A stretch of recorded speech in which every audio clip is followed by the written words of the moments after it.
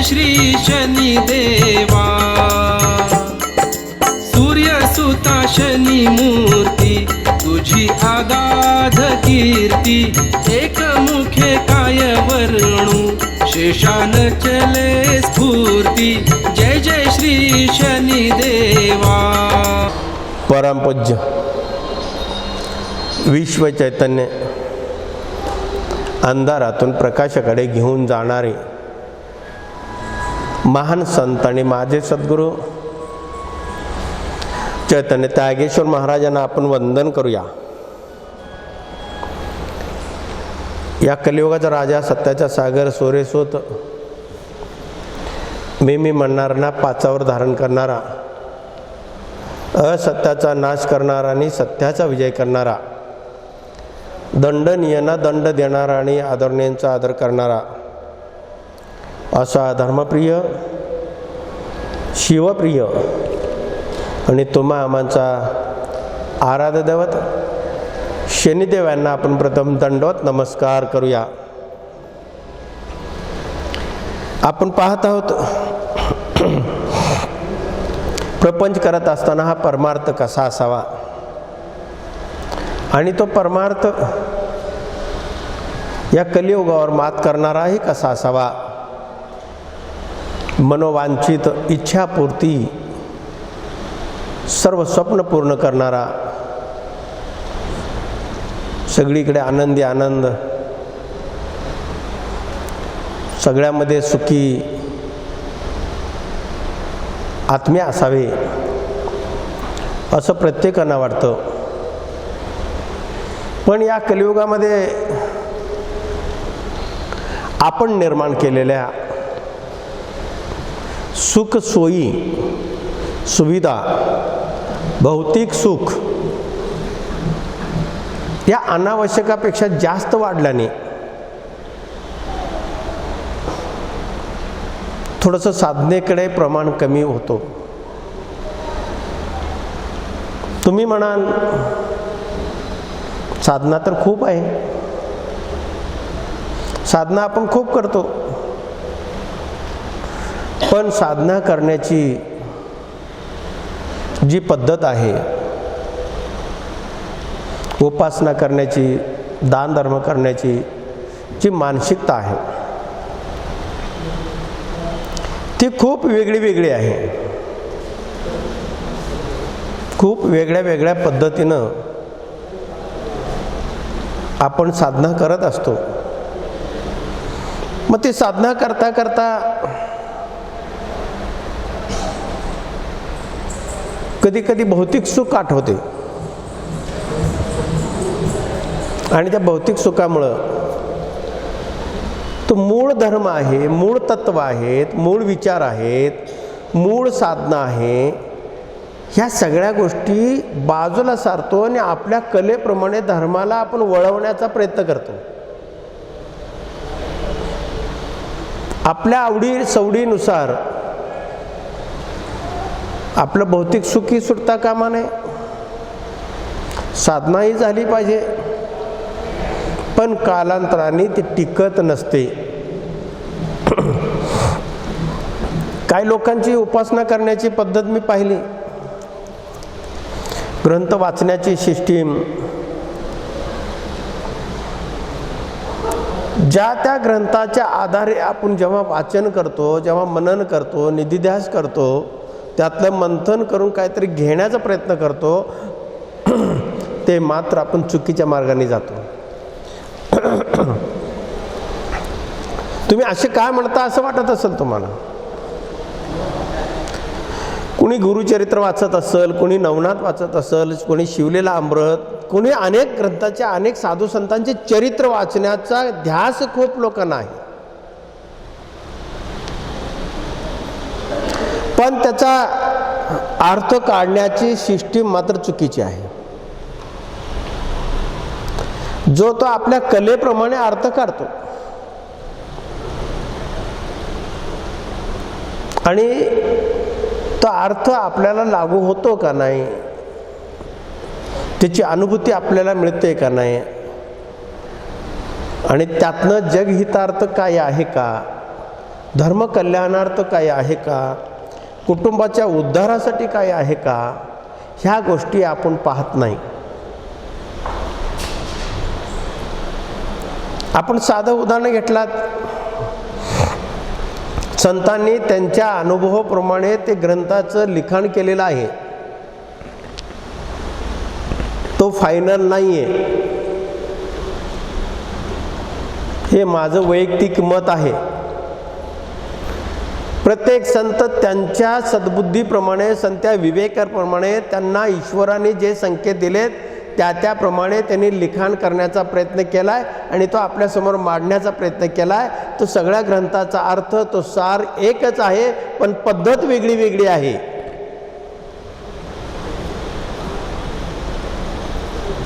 त्याचा सार एकच आहे, पण प्रत्येकाची सिस्टीम, पद्धत वेगळी वेगळी आहे. आता आपण साधं एक उदाहरण घेऊया.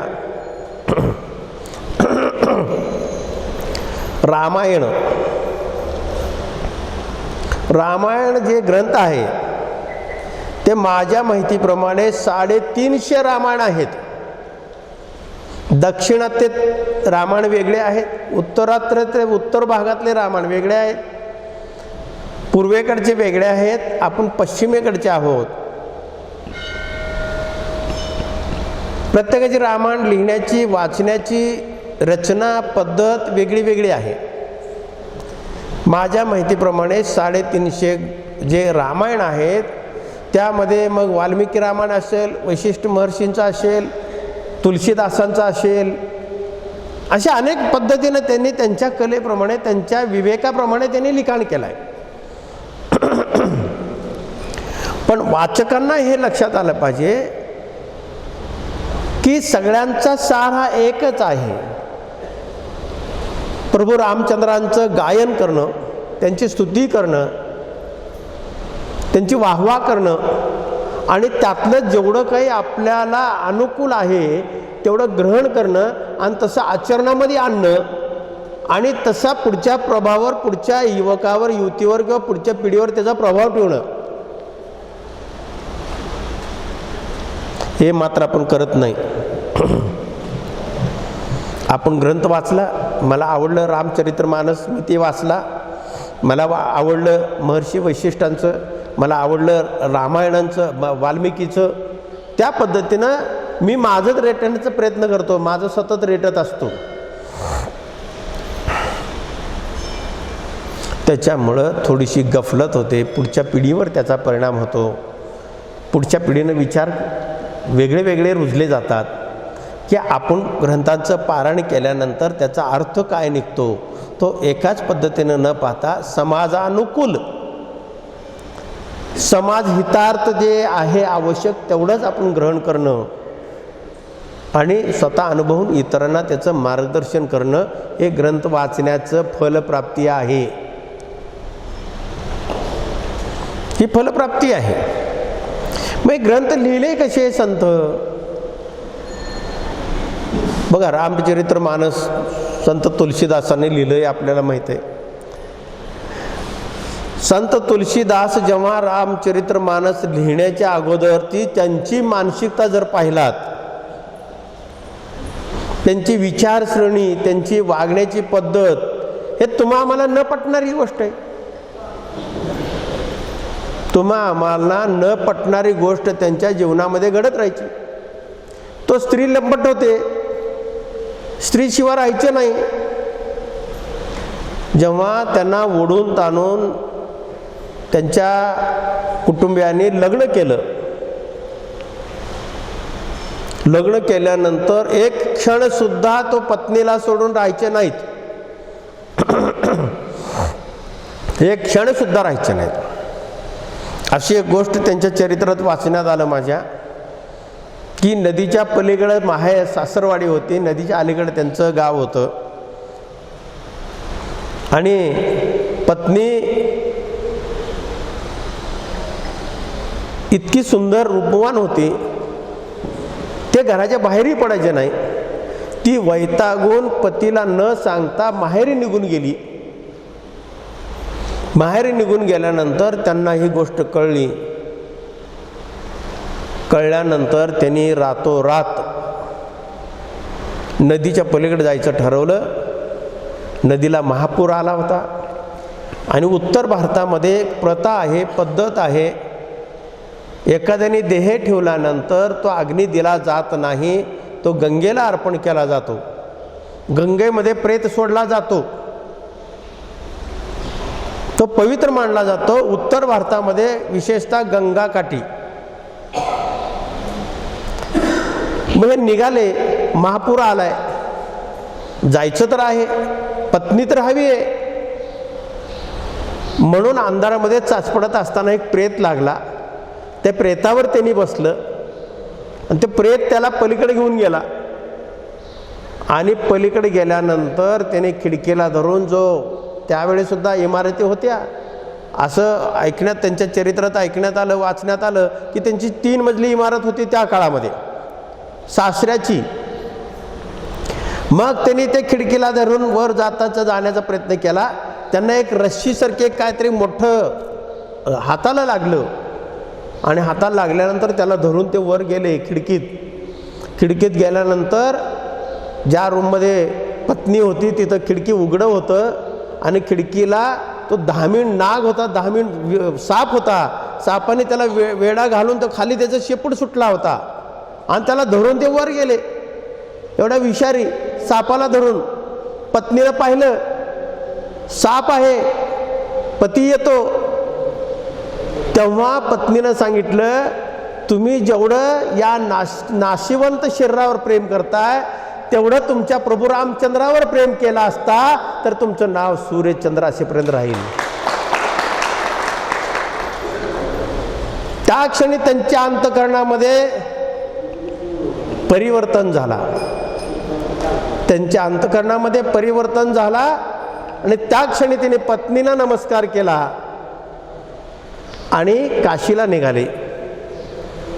जोपर्यंत साधना तुम्ही करत असताना तुमच्या हृदयस्थानी असलेला विशाल अशा महाकाय अशा अंतःकरणामध्ये जेव्हा तुमचं प्रायचित निर्माण होत नाही, पहिलं तीर्थ कुठलं असेल मोठं, पहिलं तीर्थ आहे तुमचं प्रायचित. एखाद्या शब्दाचा अर्थ समजून घेतलात, एखाद्याने काय बोललं, एखाद्या ग्रंथामध्ये एखादा शब्द जर आपल्या कानावर पडला, अस्मरणीय असेल, असा शब्दाचा अर्थ जर आपल्याला समजलं तर आपल्या जीवनामध्ये परिवर्तन व्हावा. म्हणून ग्रंथाचं पारायण करायचं असतो की साधूने त्या लिहिलंय आणि हे लिहिलंय चर्चा करायची नसते. कुठल्या साधूने काय लिहिलं याच्यावर टिप्पणी करण्यासाठी आपण ग्रंथ वाचत नाही, त्यातला अर्थ समजून घेण्यासाठी तो आपल्याला किती लागू होतो. मनुष्य हा मनुष्यच आहे. मनुष्य हा चुकीचा पुतळा आहे, 100 वेळा चुका करत राहणार. पण त्या चुका केलेल्याची जेव्हा अंतःकरणामध्ये प्रायचित निर्माण होते, प्रायचित सगळ्यात मोठं तीर्थ आहे प्रायचित. त्या तीर्थामध्ये तुम्ही जेव्हा स्नान करताय, जेव्हा तुम्ही ठरवताय, स्नान करणं म्हणजे ठरवणं, मी आजपासून बदलणार आहे, आजपासून मी बदललो, या क्षणी बदललो, हा निर्णय जोपर्यंत होत नाही तोपर्यंत खऱ्या साधनेला सुरुवात होत नाही. लक्षात ठेवा, खऱ्या साधनेला सुरुवात होत नाही. आपण वाल्मिकी रामायण बघतो, हा झाला रामचरित्रमानस. तुलसीदास कसे घडले, तुलसीदासांना प्रायचित झाला, स्वतःच्या अंतःकरणामध्ये पहिल्या तीर्थामध्ये त्यांनी स्नान केला आणि पुढे मार्गस्थ झाले. ते खूप मोठी साधना केले. प्रभू रामचंद्र त्यांच्या भोवतीच फिरत राहायचे. त्यांच्याकडनं ते लिखाण लिहून घेतलं. रामचरितमानस असं प्रसिद्ध ग्रंथ आहे, तो तुम्ही वाचताना तुमच्या डोळ्यातले पाणी टिपकलंच पाहिजे, एवढं सुंदर असं लिखाण केलेलं आहे त्यांनी. मी तरी सतत ते वाचत असतो. इतकं सुंदर, अप्रतिम आहे. नुसतं वाचणं नाही, त्यांचं अनुकरण करणं, स्वतः अनुभूती घेणं, स्वतः अनुभवणं आणि तो विषय जनासमोर ठेवणं. आपण ते करत नाही. आता वाल्मिकी रामायणाचं घ्या. हा वाल्मिकी, हा पूर्वीचं नाव रत्नाकर. हा रत्नाकर दरोडेखोर होता, रत्नाकर डाकू म्हणायचे त्याला. प्रचेताचा मुलगा हा जंगलामध्ये राहायचा, दरोडेखोर होता. तो सोपा मार्ग त्याने स्वीकारला की कुटुंबाला जगवण्याचा, कुटुंबाचं उदरभरण करण्याचं एक माध्यम. प्रत्येकांचं पद्धत वेगळी वेगळी आहे. कोणाचं कष्ट करण्याची आहे, कोणाचे स्वतःच्या कर्तृत्वाने उभं करणं आहे, कोणाच्या लबाडीनं करणं आहे, कोणाचं चोरीनं करणं आहे, कोणाच्या नुसत्याच शब्दाची रचनेवर करणं आहे. हा रत्नाकर डाकू रोडवर थांबायचा रस्ता त्यावेळेस पाऊलं वाटत होते, एवढे मोठे साधनं नव्हते. एखादा व्यापारी काय करायचा त्या काळामध्ये, व्यापार करण्यासाठी या गावातून त्या गावात जाण्यासाठी तेव्हा बैलगाडीचा वापर करायचा. त्या बैलगाडीला रेडे असायचे, त्यावेळेस बैलसुद्धा एवढे नसायचे आणि 2 चाका असायचे, एकच रेडा असायचा. अशा पद्धतीनं त्यावेळेसचे व्यवहार असायचे. अनेकांना लुटायचा, त्यांना खून करायचा, त्यांना ठार मारायचा आणि एक मारल्यानंतर एक खडा उचलायचा आणि एका रांजणामध्ये टाकायचा. असं कित्येक दिवस चालला आणि एकदा त्या रस्त्याने नारद मुनी नारायण नारायण नारायण म्हणत आपला तंबू घेऊन नारायण नारायण म्हणत त्या रस्त्याने चालले होते. रस्त्याने जात असताना हा रत्नाकर डाकू पाहिला आणि तो म्हणाला की आज शिकार आलेला आहे, आपण सावध राहिलं पाहिजे. म्हणून तो तिथं लपून राहिला झुडपामध्ये आणि जवळ आल्यानंतर बाहेर आला आणि त्या नारायणाला त्यांनी सांगितलं की तुझ्याकडे काय आहे ते मुकाट्याने दे. तेव्हा तो क्षणभर तसंच थांबला, चेहऱ्यावरचे भाव नाही बदलले नारद मुनीचे. तेव्हा तो रत्नाकर म्हणायला लागला की मला पाहिल्यानंतर लोक घाबरतात, लोक पळून जातात आणि हा तर माझ्या समोर थांबलाय. हा कसं शक्य आहे? मी एवढा मोठा दरोडेखोर, एवढा मोठा पापी माणूस आणि माझ्यासमोर हा सरळ थांबलाय. तेव्हा त्याला विचारलं, नारद मुनीला या रत्नाकर डाकूने विचारलं की तुला थोडीही भीती वाटत नाही? तेव्हा नारद मुनीने सांगितले, भीती हा प्रकार काय असतो?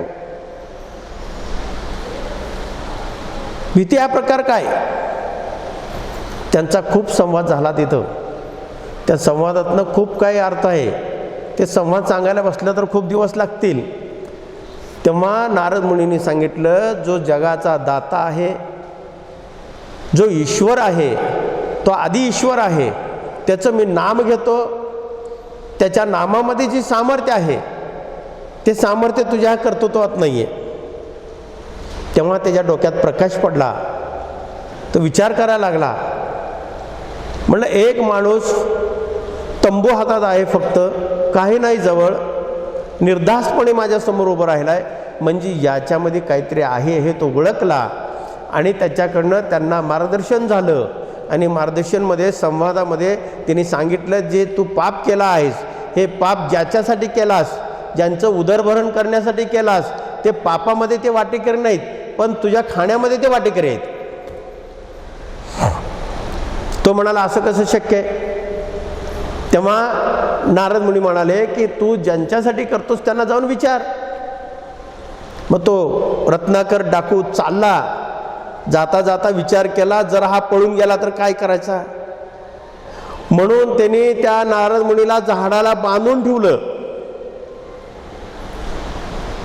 बांधून ठेवून ते घरी गेला. घरी जाऊन पत्नीला आणि मुलाला विचारला. त्या मुलाने पत्नीने सांगितलं, हे तुझं पापात मध्ये आम्ही भागीदार नाहीये, आम्ही अजिबात तुझे भागीदार नाही आहे, तुझं जबाबदारी आहे, तू जबाबदारी पार पाडतोस. तेव्हा त्याच्या डोक्यात प्रकाश पडला. त्यांचा अंतःकरणामध्ये प्रायश्चित निर्माण झाला. तो परत आला आणि नारद मुनीला सोडला आणि त्यांच्या पायामध्ये लोटांगण घातला. लोटांगण घातल्यानंतर त्यांनी म्हणाला, मला माफ करा, मी एवढे मोठे अपराध केले, याच्यासाठी काय करू? मग ग्रंथ सुद्धा याच्यासाठीच आहेत मूळ मुद्द्यावर मी आलो. ग्रंथाचं वाचन करत असताना तुमचं अंतःकरण शुद्ध व्हावा. तुमच्या अंतःकरणामध्ये विशाल असं महाकाय ईश्वर बसलेला आहे. ते ईश्वराला स्मरण तुम्ही साधना करा. हे करत असताना जर काही चुका झाल्या असतील त्याचं प्रायश्चित म्हणून तुम्ही अंतःकरणामध्ये अग्नी पेटलं पाहिजे. अग्नी पेटलं पाहिजे. त्या तीर्थामध्ये आपण स्नान केलं पाहिजे. पहिलं तीर्थ आहे तो प्रायश्चित म्हणून तुम्हाला सांगितलं. कुठलंही साधना करत असताना तुमच्या अंतःकरणामध्ये जर जर प्रायश्चित निर्माण होत नसेल तर साधनेला काही अर्थ नाही.